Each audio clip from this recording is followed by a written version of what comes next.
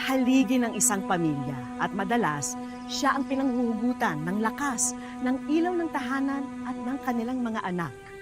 Ngunit paano kung sa isang iglap ay gumuho ang haliging ito dahil lamang sa maling bintang? Tunghayan po ang kwento ni Indo at ng kanyang pamilya na magtuturo sa atin sa tunay na kahalagahan at kahulugan ng buhay, pag-ibig at pamilya. Magandang araw po mga kapuso. Ako po si Vicky Morales at ito po ang Wish Ko Lang.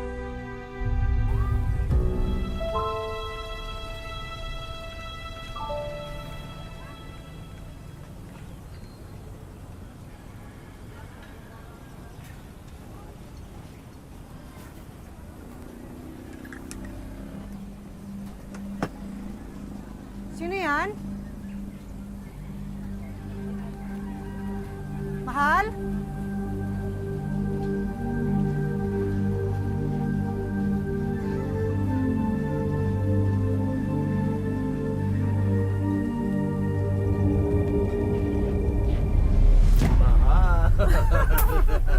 Ikaw naman eh! Tinakot mo pa ako, akala ko kung sino. Bakit sino yung naasahan mo?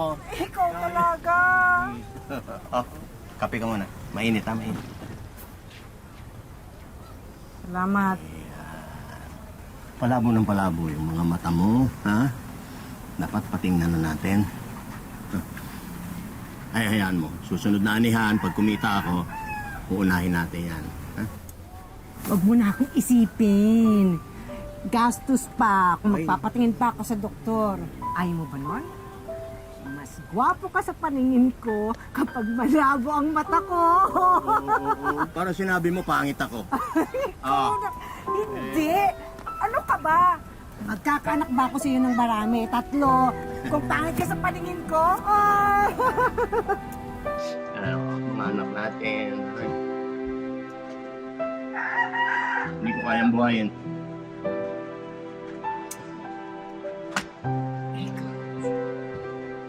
Iniisip mo na naman si Marie. Hayaan mo na yun. May asawa na yun. At isa pa, alam mo, pag nagkaroon ng oras yun, dadalawin tayo nun. Oo. Sabihin mo, kaya siya nag-asawa kasi tumatakas siya sa hirap ng buhay natin. Pangalawang pagtakasan niya sa akin. Ikaw ha? Ang aga-aga, nagdadrama ka dyan. Ano ba? Halika na, kumain na tayo.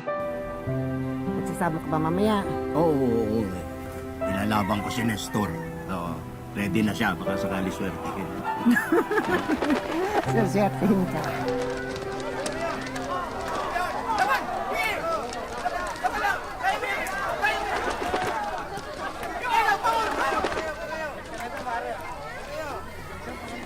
Oh, tapos na laban. Tapos na laban, tayo.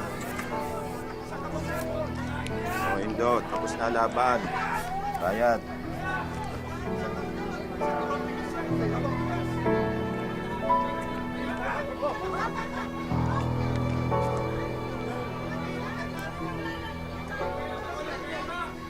Pare ko, hindi pa katapusan ng mundo.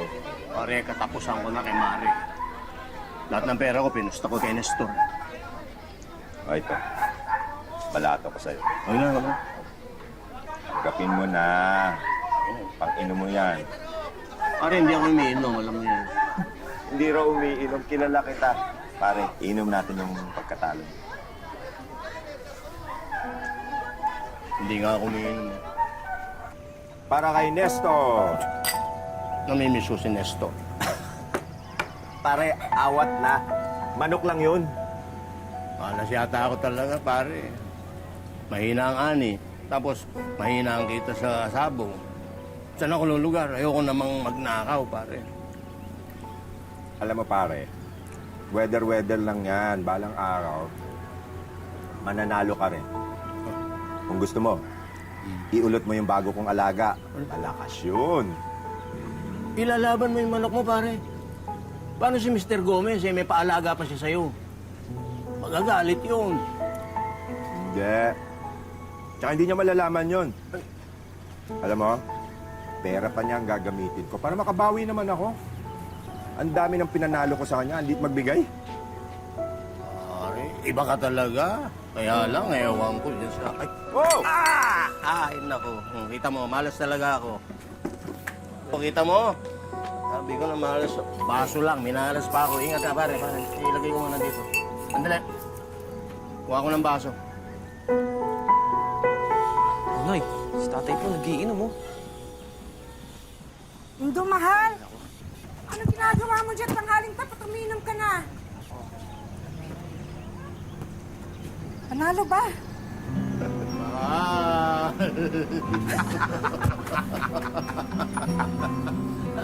Taring bebe! Nakakailang ka na, ha? Ikaw pala yan, Oscar. Nakapasensya ka na. Mag-ahit nga ang isa sa inyo. Nakakalito na kayo. Daig na pang magkambal. Oo nga eh. Anak, ipasok na yan sa loob. Alam mo, mahal, nagdududa na nga ako eh.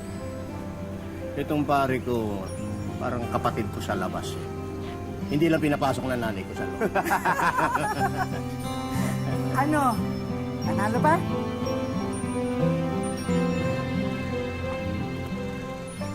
Mahal. Sorry ha, naubos na naman yung ipon ko eh.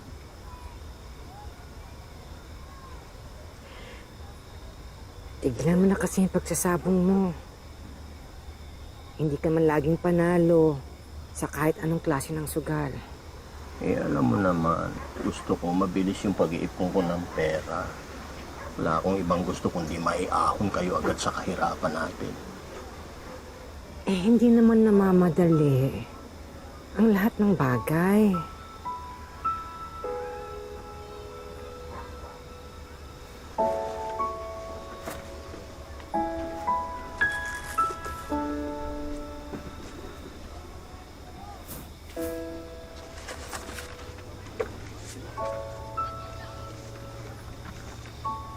Ito, mahal. Oh.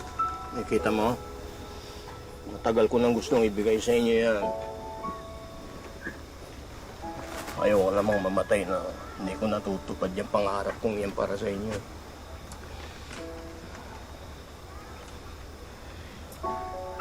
Huwag ka nga magsalita ng ganyan. Tutupad to. Huwag kang mag-alala. Pagtutulungan natin yung pangarap mo sa pamilyang to. Pero, alam mo, mahal, hindi lang itong pangarap ko. Si Randy gusto ko pagkatapos ko ng pag-aaral. Yung apo natin, igagapang ko rin yan hanggang makatapos din. Tapos si Marie, babawi ako sa mga paghihirap niya. Bibigay ko sa kanya kung hindi niya naranasan nung bata siya. Kasi siya, ikaw gagawin kita, Reyna.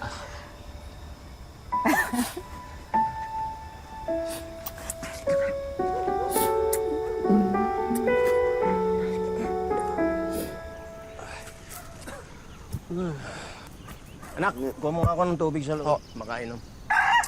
Yan ang sinasabi ko sa inyo, tay. Oh. Kung ako na lang pumunta sa palayan, edi hindi na kayo napagod. Anak, nauhaw lang ako. Hindi ako napagod. Kaya ko pa magsaka. Malakas pa ako. Gusto mo buhatin pa kita eh. Nako po. Sige po, tay. Kuha po ako tubig.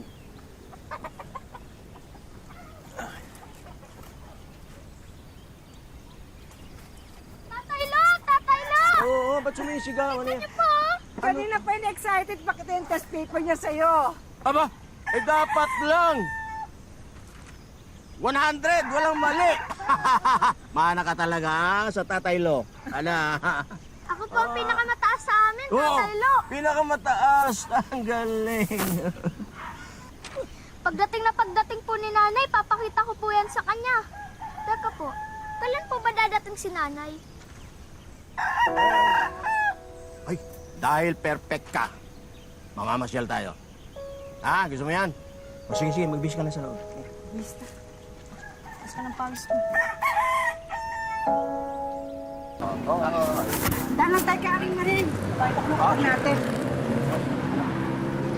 Si Aling Maring, nandyan? Nasa loob po.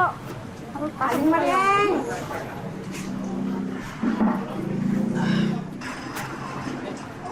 mga sasakyan, no?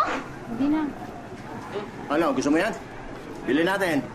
Huwag na lang po tayo, may laruan pa naman po ako sa bahay. Naku, kunwari pa to. Okay, magkano to? 2.5 po. Ay, 2.5. Ang mahal naman. Ano to, may kasamang ginto? Remote control yan, sir. Ah, Huwag na tayo. hindi. Bibili natin yan. Pero hindi ngayong araw na to. Sa ibang araw, ha? I-reserve mo yan, babalikan Opo, ko. sir. Ayun na kayo. Ah, sige. Salamat po.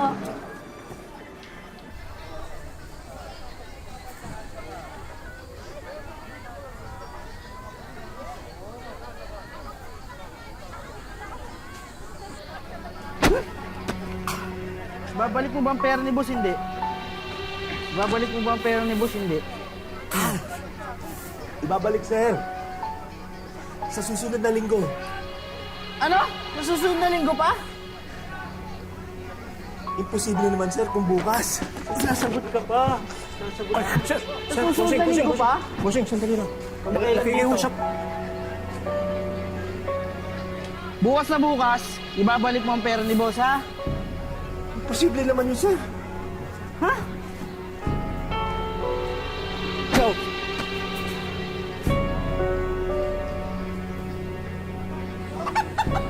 Pare, tama na yan. Huwag mo nang intindihin yun. Yabang nila. Kala mo kung sino. Eh, bakit kasi hindi mo na lang puntahan si Mr. Gomez? Makiusap ka. Mag-sorry ka doon sa nagalaw mong pera. Indo, hindi makikinig yung swapang na matandang yun. Eh, wala ka namang ibang magagawa kundi makiusap eh. Ang laking pera nung ginalaw mo, pare. Ikaw naman kasi, bakit ka nagpatukso doon eh? Hindi ka nag-iingat. Kaibigan ba kita? Pare, hindi ko kailangan ng pangaral mo. Pera, ang kailangan ko pera. Eh, wala naman tayong pera. Kaya nga, pinapangaralan kita, pinapayuhan kita, puntahan mo si Mr. Gomez, makiusap ka ng dagdag na palugit. Pare, malalakas yung mga yan, di mo kaya yung mga yan. Magpakumbaba ka na lang.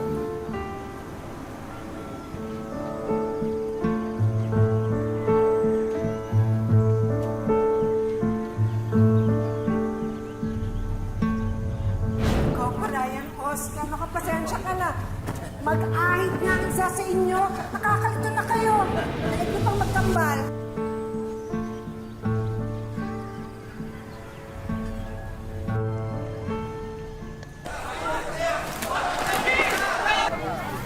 Hanip tayo. Tublado. Ang premyo natin ngayon. Kita mo na, yung 4,000 inutang ko, 8,000 ngayon. Paano ba yan? Ano, gusto ka ba ulit? Ay, hindi na. Baka matalo pa. Delikado. Tatanungan ka na isusunod na lang. Ay, ito pala. Pumunta na ka dun sa tindahan ng laruan. Ibili mo yung gusto niya laruan. Yung remote. Ha? Ingat ha.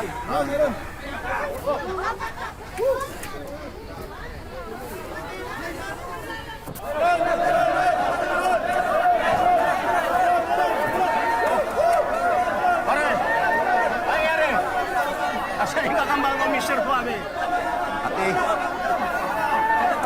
Nakausap mo si Mr. Gomez? ayos na. Oo. Lahat makukuha sa mabuting pag-uusapan.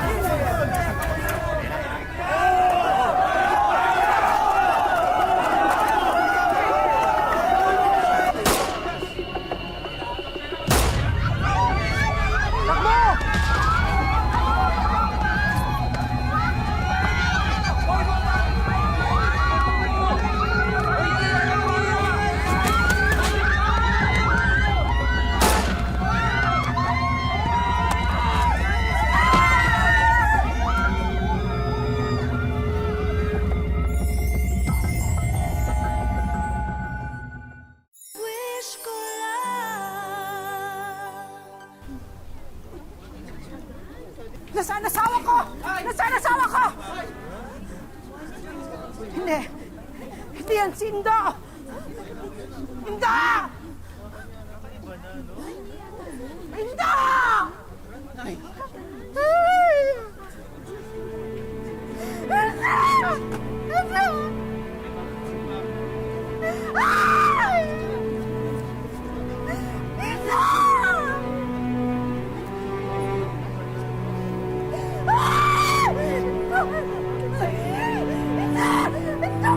dito!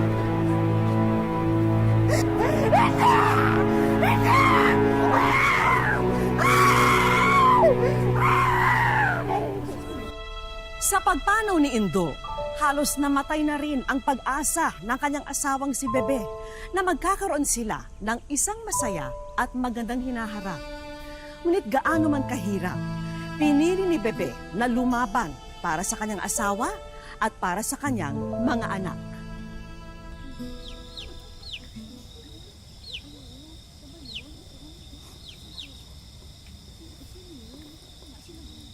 Ikaw yung lakas ko!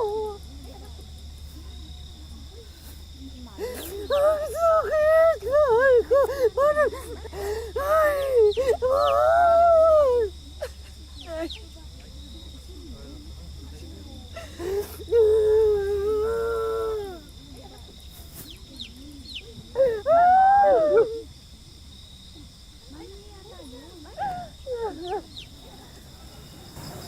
Nay, sorry.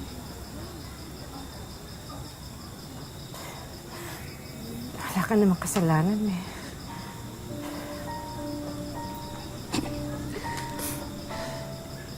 Sorry kasi ngayon lang ako nakadalaw. Bala ko sanang sorpresahin kayo sa susunod na linggo. Kaso, yan nangyari. Alam mo, walang araw na hindi ka inisip ng tatay mo.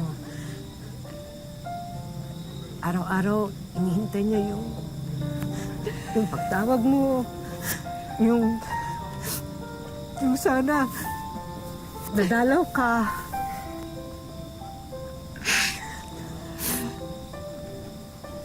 Galit pa po ba siya sa akin?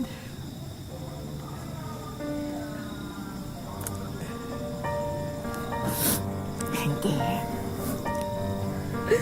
Kahit kailan hindi nagtanim ng galit sa'yo ang tatay mo. Galit nga siya sa sarili niya kasi iniisip niya siguro kaya ka nag-asawa ulit kasi gusto mong malayo sa amin. Nay, hindi po totoo yan.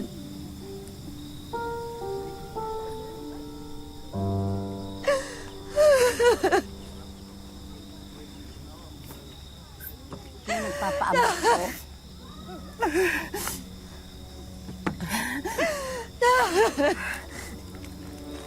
Ganito, darling. Doon po sa lalaking nakamotor, hindi na po bumaba, nagmamadali po yata.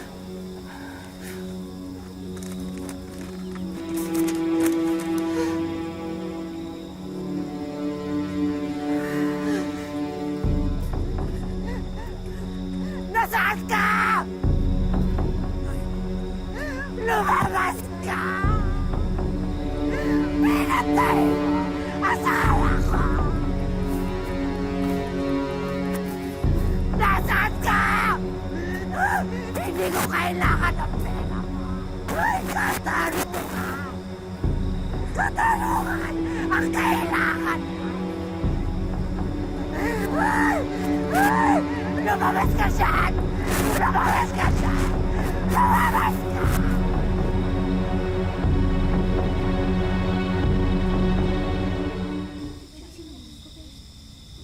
Walang kaaway ang asawa ko. Ni minsan hindi ko nakita na nakipagsuntukan o kaya pumasok sa anumang gulo. Parang awa niyo na ho. Sino po ba talagang gumawa nito? Hindi rin po talaga namin alam eh. Ang hinala lang po namin, Ano? May hinala kayo? Ang alam po namin, si Oscar ang may kaaway. Siya ang may sala kay Mr. Gomez.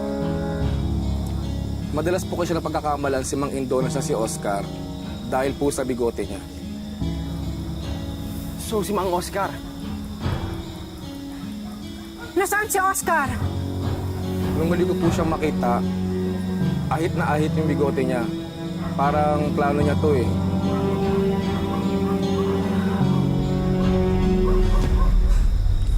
magkape po muna kayo. Salamat po. Salamat. Magkape muna kayo. Iabot na lang.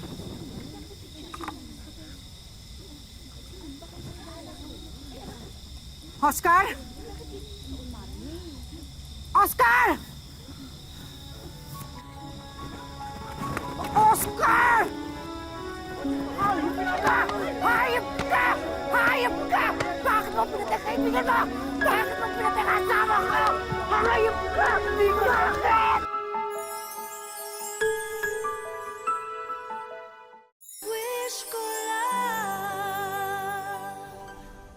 Unti-unting nabigyan ng linaw ang pagpaslang kay Indo. Napagkamalan siyang si Oscar na siyang tunay na may sala sa kampo ng mga pumatay.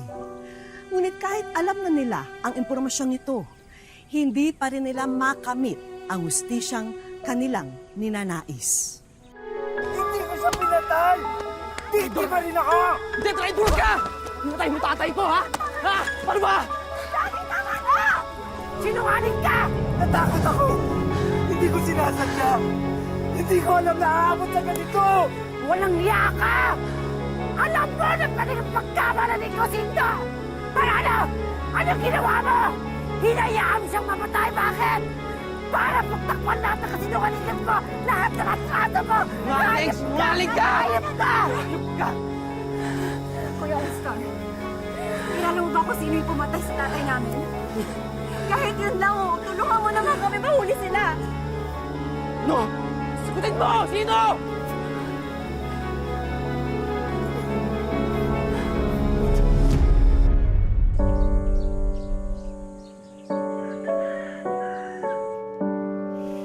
Sa loob ng 7 taon, pilit na isinantabi ni Nanay Bebe ang kalungkutan dulot ng biglaang pagkamatay ng asawa niyang si Indo. Malungkot talaga. Lalo na kung alam mo naman na wala siyang sakit. Tapos bigla siyang nagkaganon. Hindi ko alam kung anong gagawin ko. Kaya sabi ko, kung sino man ang may gawa sa kanya, may paraan ng Panginoong Diyos, yung sabi ko sa mga anak ko. Kapag may libreng araw at pamasahe, lumuluwas mula Maynila tungong Nueva Ecija ang anak niyang si Marie para siya'y bisitahin. Nag 40 days naman si tatay, saka ako bumalik uli ng Maynila sa Rizal. Tapos yung mga kapatid ko, sinasabihan ko, kasi sila, yung mga kapatid kong nandun, yung mga wala pang asawa, lagi kong sinasabihan na lagi niyong kakausapin si nanay na huwag niyang pababayaan yung sarili niya, na nandito pa tayong mga anak niya. Sa pagkawala ng kanilang tatay Indo, lalong naging mapagmahal sina Marie sa kanilang ina. Sa katunayan, sinorpresa pa nila si Nanay Bebe sa kanyang 60th birthday. Nung naman nag-60 si nanay, nung nakaraang taon, ayun, na parang naging reunion naming magkakapatid, nabuo kami magkakapatid doon. Mabuti na lang, kapiling ni Nanay Bebe rito sa bahay ang bunso niyang anak na si Sherlyn. Grade 10 na siya sa darating na pasukan. At ayon sa bata, tanging masasaya ang alaala niya sa kanyang ama. Isa po siya sa naging inspirasyon ko para makayari ng pag-aaral. Kasi po, ang hirap po ng walang tatay. Para masuportahan ang mga pangangailangan ng pamilya, ang anak ni Nanay Bebe na si Randy ang katuwang niya ngayon sa hanap buhay. Saka itong anak kong si Randy, nagkikiskis ng bigas. Bali, alaga nung anak kong binata. Nag-aalaga rin ako ng mga Tagalog na manok para merong minsan na ibebenta. Bukod pa rito, abala rin si Nanay Bebe sa paglalako ng accessories at mga damit. Sabi ng mga anak ko, kung gusto ko daw, sila Marie. Ayaw ko naman kasi may mga anak pa akong, hindi ko ka kung pwedeng mag-stay dito kasi mga kapatid nyo walang susubaybay. Mas pipiliin daw ni Nanay na mamuhay rito. Sabi ko sa kanya, dito kami iniwan ng asawa ko, ama ng mga anak ko. Dito na rin ako, sa huling hininga ko, hindi na ako aalis dito. Ayon kay Marie, ilang taon na raw iniinda ni Nanay Bebe ang kondisyon ng kanyang mga mata. Pinadoktor ako, kumuntik na palang na infeksyon. Madalas nagluluha. Kaya sinamahan namin sila rito sa eye center para mapasuri at magpakonsulta sa doktor. Ayon kay Doc, hindi naman ganun kalala ang kondisyon ng mga mata ni Nanay Bebe. Yung kondisyon ni nanay, ang tawag po namin doon is dry eye syndrome po or dysfunctional tear syndrome. Basically po, ang nangyayari po is mabilis po yung rate po ng pagtuyo ng mata. Usually po kasi pag nagkakaedad na po tayo, nagkakaroon na ng hormonal imbalance. Yun po kasi yung nagkukos po ng pagtuyo po ng mata. Tila mas napanatag ang kalooban ng mag-ina sa findings ni Doc. Nilubos na rin namin ang pagkakataong ito para mapacheck din ang paningin ni Nanay sa pamamagitan ng Snellen eye test. Pero lalo atang naluha sina Nanay Bebe at Marie sa kanilang nakita. Ano kaya ito?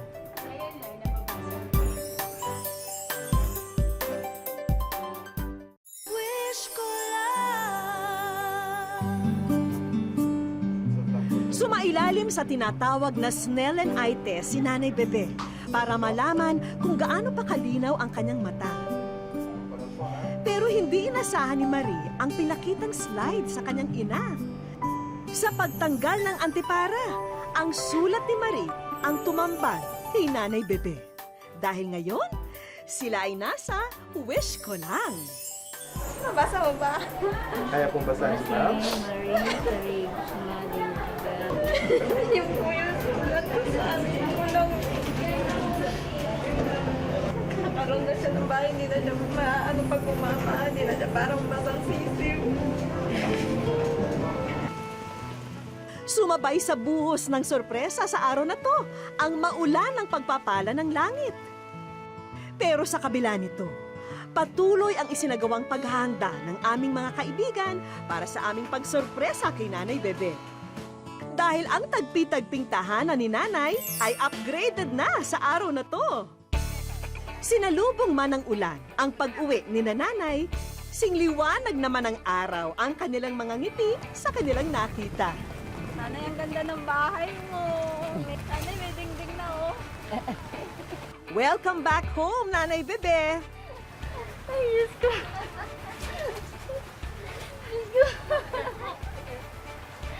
Ay, naku, parang hindi ako makakaniwala. Umpisa pa lang ito ng paggawa ng bahay ni Nanay. Ang ilang kurtina ay napalitan na ng dingding. Hindi po ako makapaniwala. Ay, Diyos ko. Hindi ko alam na magkakatotoo pala rin winis ng anak ko. Maayos yung bahay niya kasi kasabi nga po ni Ma'am Eric kanina, alam ang pinto yung bahay niyo. Ngayon nakasilog na yung bahay niya, may pinto na. Maayos na. May bonus na regalo rin po rito, ang Nanay Bebe's Bigasan na dagdag kabuhayan para sa inyong pamilya.